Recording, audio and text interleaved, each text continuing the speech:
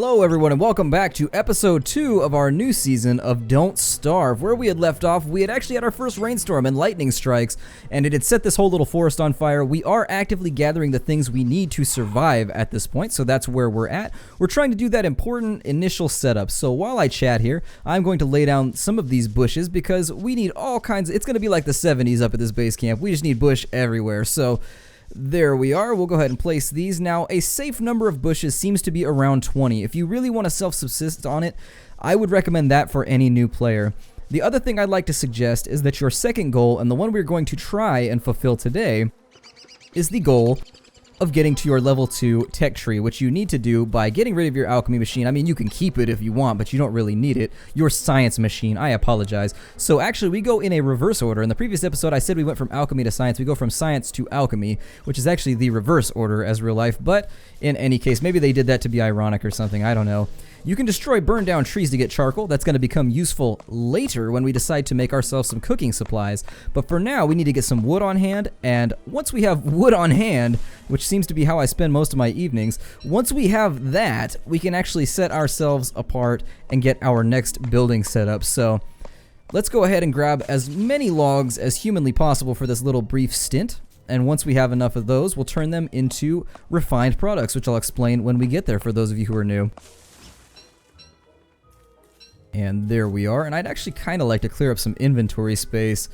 I don't really like our situation right now, but what you can do is, let's refine some boards. What you can do is, you'll see here that a lot of items require boards and things of that nature. I'm sorry if you guys are experienced at this game, but, you know, we need to get wood, and once we get the logs, we can turn them into planks, which then we can make really nice stuff from, namely storage devices like chests, which is really the most important part. You don't want to be carrying all this crap around with you while you're running around in the forest. The other important thing that we can craft for ourselves is a backpack, and in the hubbub of starting a new series, I absolutely forgot about it. So what we'll do here is we'll go to our survival menu, and we'll craft ourselves our first back accessory, and as you see, it goes right there on Wendy's back. And let's go ahead and fill our backpack up with as many objects as possible, because we want to be well supplied when we go out into the wild. We want to be well maintained. So once we get enough logs, we'll go ahead and make planks. We'll make a storage situation, and from there, we will go and seek out making all those advanced objects we need before winter arrives, so that we can do kind of a fast-tracked gameplay, because I always feel like I move too slowly in these LPs. When you focus on commentary, the one thing I've noticed is when you focus on commentary, it tends to get in the way of doing actual work in the game, if it can be called that, I guess. First world work, I guess. But I was playing an LP, and I was like, God, I'm getting all kinds of crazy stuff done, and I realized it's because I wasn't talking. So now I need to practice talking and walking at the same time, and I've told you, I'm a simple man, so multitasking like that usually isn't in my best interest, but we do what we can when we can. So I think we've got enough logs right now to make some planks, so we're going to go back near our science machine, go to our refining menu, and we're going to make ourselves some boards. Now, once boards are unlocked, you'll see that the refining menu stays unlocked. You can actually make those from anywhere, so you don't need to worry about being near a science machine once you've made it once. It's only when you want to prototype something that you have to be standing right next to the machine. So we've got ourselves 5 boards, which means we're going to prototype out a chest next. So we're going to go to our structures menu, and we're going to go down to the chest, which is greenlit now, and we're just going to place the chest, I don't know, we'll put it like right... I suppose we'll put it right here. I don't know if chests are flammable. I've never had a chest get blown up by a hound just yet, so we're also going to refine out 2 more boards. And we'll make ourselves, we only needed 3 boards, by the way. I made the extra one because we're going to need it for what we're doing in the future. We'll make a second chest. There we are. And usually I need 3 or 4 of these. I love how they're animated, and they kind of play into Cly Entertainment's covering all bases of making everything interactive and beautiful. Now, what we need to cover for ourselves now is to get a nice little grass field, so we don't need to run around whenever we need grass. Grass is going to become important for us in the future because it allows us... How is my sanity coming back so rapidly? It was because the days are longer. Now, how grass is, before I lose my point here, grass is going to be useful for making ropes. And since ropes are used in, like, every recipe ever in this game, I mean, you need ropes for just about everything. They're little coils of usefulness, as Wilson puts it. And so, and there's Abigail. I wonder if Abigail is useful at all. Like, does Abigail actually do anything? I know she damages enemies, but does she actively attack enemies? Because if so, that's actually a pretty major buff to our combat capabilities, and I like that. I like that very much. Because I am combat deficient, my friends. I am no good at combat in this game. My timing is awful. Like when I used to be, yes, that's right, guys. I used to be in kind of a choir, I guess. I wouldn't call it a choir, but as a child, my parents were very religious, so I was in like a choir type thing. Like I don't know what Protestants would call it. We weren't Catholic, so I guess it's not a choir, but it's like the Protestant version of like a chapel choir, where like you don't really dress up or anything, but everybody has like a different part. Like people sing basses and trebles and things like that. And so that's how I spent my childhood. So, you know, and I lost my train of thought there. I don't know where I was going with all that, but I assume that I was going somewhere. Maybe I'll come back to it in a little bit. So we'll grab those grass tufts. Lost my momentum there. You can dig them up, like so, if they're just little tufts. Other things, you can dig up these stumps right here, and they'll actually give you 1 piece of wood. Just little things that some people don't know about. Make your life a little easier. What would be really bad is if she was a flammable ghost. Like, what's worse than a normal ghost? A flammable ghost, I think. A ghost that is easily ignited. Now, we're going to plant some trees. Self-sufficiency and also renewability is also really something you want to focus on. I used also within very close proximity of also there. I almost doubled up on alsos. I also-alsoed. Now, you always want to maintain sustainability. You always want to maintain renewability to the best of your ability as well. If you can keep things always growing and things always working, you end up in a much better situation in the mid to late game than you would if you kind of, you know, it's the grasshopper and the... Who was it that the grasshopper used to get in fights? Like, grasshopper's like, I'm gonna play, and he's just gonna run around all summer. And then there was someone else, and I forget who the someone else was, but for the sake of this story, I'm gonna say it was a snake. And the snake is like, I'm gonna gather up all my food, and I'm gonna be prepared for the future. We want to be the snake. I know normally it's not generally preferred to be snake-like, but since we use that as our metaphor for being a hard worker, I feel like snakes get a bad rap, so for now, the snake is going to be the hard worker, and the grasshopper is going to be that douchey guy that mooches off everybody else. Nobody likes that guy. Don't be that guy. But since we're aspiring to be especially snake-like at the moment... Oh yeah, speaking of snakes, my toilet has been hissing for like a week now. And I've come to one of 2 conclusions. Either there's a snake living in the tank of my toilet, and because of that I've duct taped the tank shut. Because the thought of a snake sneak attacking me while I'm having my me time is just terrifying. Like, can you think of anything worse than getting bit by a snake while you're trying to... Just trying to get your business done while nature is calling, and then nature literally comes calling by biting you with a snake? That's not cool. And then the other suspicion that I have is quite possibly my tank may be inhabited by the devil. So being superstitious, I've also hung like thousands of crucifixes all over my toilet, and now people give me strange, confused looks whenever they come over and need to use my toilet. In fact, I've had a distinct drop-off on the overall bar graph, or the overall curve of people who visit my house to use my toilet. It has dropped off almost completely. People are either terrified by the prospect of snakes, or they think that the devil has inhabited my toilet because I tell them that it has, and then they don't want to come over and poo anymore.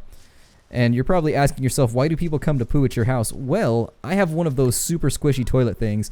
Like, you know those squishy little rims you can put around the seat of your toilet that make it like a little recliner? Yeah, I have one of those, and it is the greatest thing ever invented. So if you don't have one, I suggest you go on over to Home Depot or Walmart or whatever it is you have. If you're not from the US, whatever like hardware store thing you have. I don't know if Asda does Asda. I think Asda's just a grocery store. Or is there Lidl? Is that what they call it? Lidl or Lidl? I don't remember what it's called overseas. But in any case, wherever you get hardware or groceries from, go get one of those squishy seats. Thank me later. You will be like, oh my god, Splattercat was right.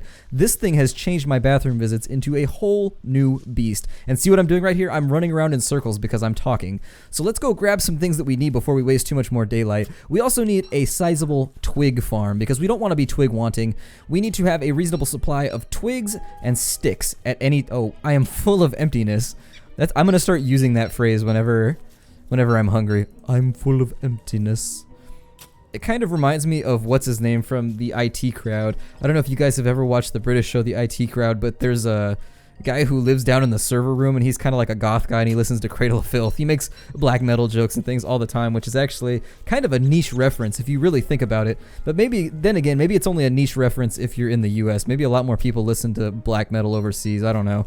But in any case, he brings up, that's how he talks. I'm in the server room. He's just like super morose all the time, and that's how I'm gonna say I'm hungry from now on. I'm full of emptiness.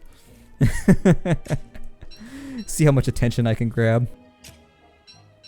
And so once we have enough, the nice thing about these is generally with these twigs, we don't need to fertilize them. With our grass fields and everything else, we're going to have to use an absurd amount of cow poo just to fertilize them all. And then we run the risk of gobblers showing up and just ruining our lives. I'm going to grab the mushrooms in just a moment and we'll play around with those. Actually, let's dig one up. We'll play around with that tonight. We'll actually give that a blue caps. Okay, it looked green underground, but I guess I'll take the blue cap. And we have blue caps now. We'll play with those tonight, cook them up and see if... Yeah, I'm wondering if they're edible or maybe use them for potions or something in the future. I really don't know. Now, where should our twig farm go? Where should we farm out our twigs? I suppose we'll put them up here. Another suggestion I have for you guys is I've heard that some new players have general difficulties with the sanity system. If you're having problems with the sanity system, pick flowers. And I think with 12 flowers, you can make yourself a garland or a flower hat. A generally happy hat made of flowers, and it keeps your sanity from going down. It's basically like a mini top hat. It lasts for like, oh, I think it lasts for probably like 10 or 11 days before it rots off your head, and it makes it so you can't lose sanity. That's another suggestion I'd like to throw out there for you guys. It's right here in your hat menu. It's right there, the garland. It takes 12 flowers. Now the trade-off is that you're picking up flowers off the ground that you could be saving for later to restore your sanity, but in the short run, it actually eliminates the issue of sanity altogether for a nice little amount of time. And once I like that there's a pond in the biome here. I don't have to go out into a swamp to get a pond anymore, and I like that. I like that very much. Oh, there's different kinds of caps. This mushroom is disappointingly normal. Somehow it's funnier to me to read her in Snape's voice. Whoa, hey Frog, hey now. There's no need to escalate, Frog. We were just being friends up in here, and it looks like he's got a mouth on the top of his head. Like his head is open and ready to eat things. And Frog, I am generally kind to my amphibian friends, and you are not helping. Like if there was a UN of amphibians right now, you would just be making everybody facepalm. You would be making everybody be like, damn it, Horn Frog. That's what I'm going to call that from now on. Those are Horn Frogs. Anyways, they'd be like, damn it, Horn Frog, you are ruining everything for us right now.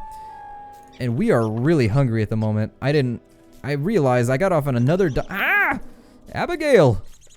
What are you doing? It looks like I kind of fart Abigail every night. Like, maybe she comes from Wendy. Like, Wendy's, and there's Abigail. God, that would be awful to have like a ghost dwelling in your colon. I might have to consult my physician. I might have to actually get really, really worried if that happened. Of all the things that could live in your colon, well, I guess there's worse things. A ghost seems incorporeal by comparison to, say, like, a parasite. So I guess I will take an incorporeal being versus a parasite, but honestly, I'd rather have nothing living in my colon. Well, aside from the denizens that are supposed to live there. The various microbes and little villagers. I like to think of my colon as a little city. Little microbes, just hanging out. Hey Bill, how's it going? It's going pretty good, Chad. So let's get a campfire going. And Abigail, we really need to work on your English skills. This moaning and groaning is really not going to help you in the later terms of your life. Communication skills are key. Communication skills are key. Now, you might be saying, Splattercat, you're like starving to death. What are you going to do? Well, I'm going to eat these carrots. Carrots restore a ridiculous amount of hunger. So, as you can see, our hunger meter, well, maybe they got nerfed. It's been an entire patch since the last time I ate carrots, so maybe I could be wrong. They may have gotten nerfed. The developers may have decided that they were too useful. Let's get to work here fertilizing my grass field. No, don't drop. Fertilize. Make forth with the fertiling.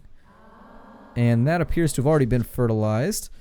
Abigail, you need to grab a shovel and help with this. That would be awesome if you could, like, train Abigail like a Pokemon and make her do all the cool things that you want her to do. I think I've mentioned this in a previous episode, but Pokemon, if you really take Pokemon down to brass tacks, like the basics of the series, it kind of seems like animal abuse. Like, I feel like if I trained an animal to fight another animal in real life, I would generally be looked down upon, but with Pokemons, it's all good. And I'm saying that way on purpose, just to annoy the Pokemon people. No, I'm a huge Pokemon fan. I haven't bought one in a long time. I think the last one I had was yellow, but I still play them from time to time. Favorite Pokemon? Articuno. All-time favorite. Been my favorite since Pokemon Red. But anyways, I feel like generally it would be two-faced I mean, I'm not gonna go that far. What the? Did you kill a bird, Abigail? That was surprisingly violent of you. I can't help it. I've got a radius. A radius of pain. Of sadness and despair. There we are. And I can make those jokes because I was a bit of a goth kid in high school. I will admit it. I'm not ashamed to admit where I came from. I was a bit of kind of a goth black metal kid when I was in high school. But I got along with everybody. Like, really, I was kind of a social butterfly back then. Everybody generally seemed to enjoy my company, maybe. Or maybe they just all hated me and I never caught on. It could be that I was too dense to catch on. That is always the possibility. But in any case, the question of the night, that leads in. That was a lead-in, a carefully planned lead-in. Where did you go to high school? So you can just put the city you went to high school in or whatever. I went to high school in Vacaville, California at a place called Buckingham Charter Magnet High School, which is a lot. That is a ton of descriptors for a school, but trust me, it's very, very boring to go into. You really don't want me to talk about why it's classified as all those things. So let's go get some logs. Let's go logging. And once we get some more logs, we'll make our alchemy engine, which means we will be fairly set up for the rest of the game to get all the things done that we need to get done. And I said I was going to mess around with mushrooms tonight. Damn it. I would also like to get a jerking rack. The jerking rat. I'm pretty glad that they didn't call that the hut, because the jerking hut would have completely different connotations.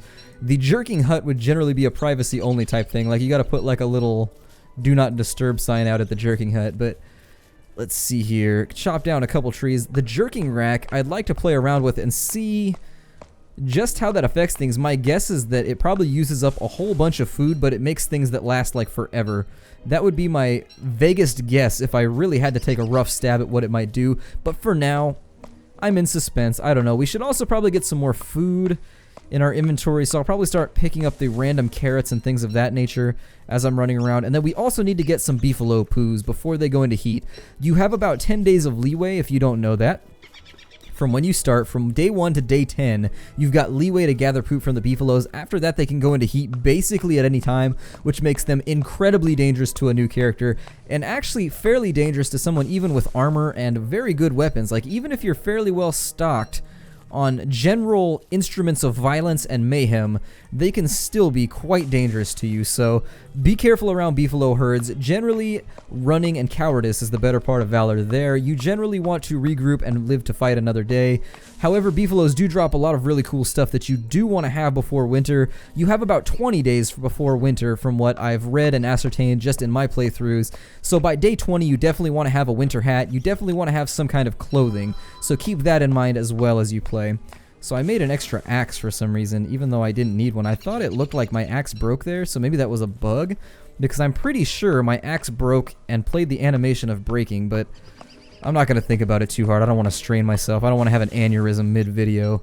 I mean, it might go viral. People on the internet like some sick stuff. I mean, honestly, somebody dying of an aneurysm while on camera would probably be like the Yo Gabba Gabba of the internet. Like, there's probably worse things you could view out there. I mean, I had a site that my friend sent me to one time called ogreish.com. That is literally, well, it's a pretty brutal site. Like, don't go there. You can't unsee the things you see on that site. Just a little internet warning from your good friend Splattercat.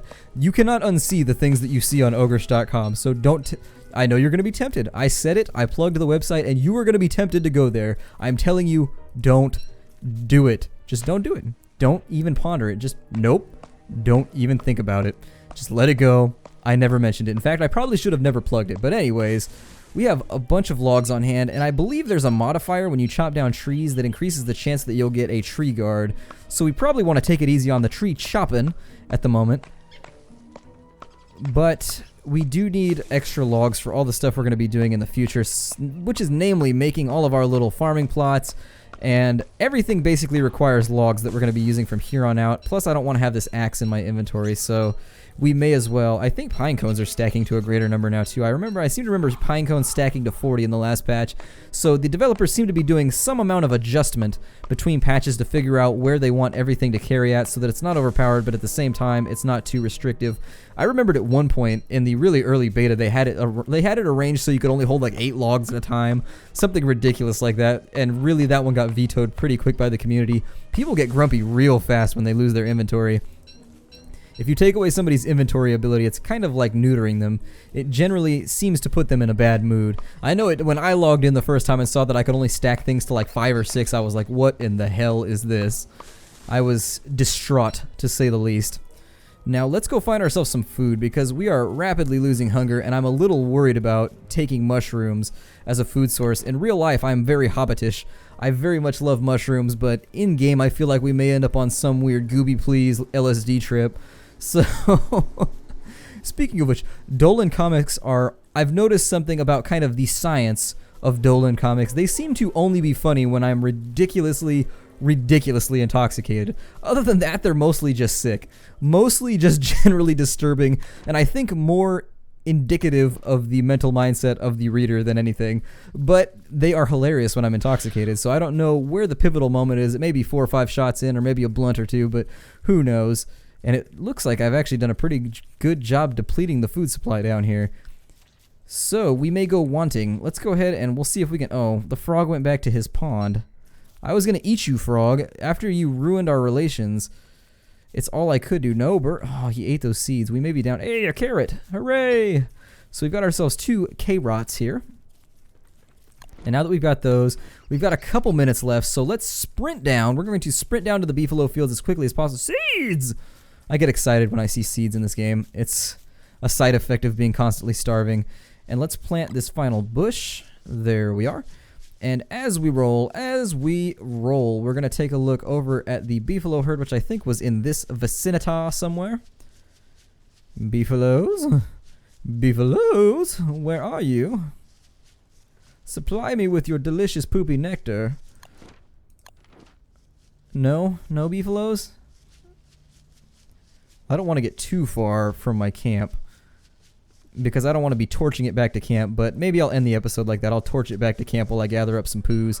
The beefalos are going to go to sleep. Fun fact, they poop in their sleep. If you take an eye at them, they actually shit themselves quite frequently in their sleep. But in any case, my name is Splattercat. Thank you for joining me in the next episode of our Don't Starve LP. And if you're having a bad day, remember, I'm at field camp right now. So basically, yeah, we're all having bad days. And I hope that that doesn't happen to you and that you have a great time out there while I'm gone. And take care out there, everybody. I'll see you next time.